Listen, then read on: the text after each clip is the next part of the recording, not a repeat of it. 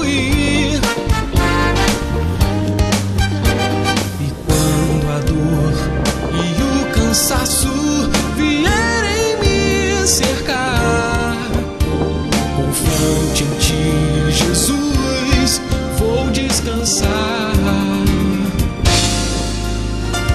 Tu és a minha força e proteção. E é tão gostoso viver e ter a sensação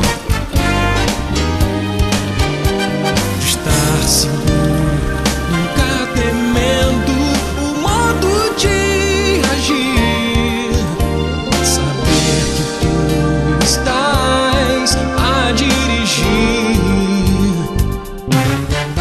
E essa estrada não é contramão, e no final não vou ter decepção. Esse caminho é tão seguro, não me arrependo de seguir por ele, não. Veja direitinho, preste atenção. Será você que está mesmo com a razão? Toda essa alegria que você diz ter, será que é constante dentro do teu coração?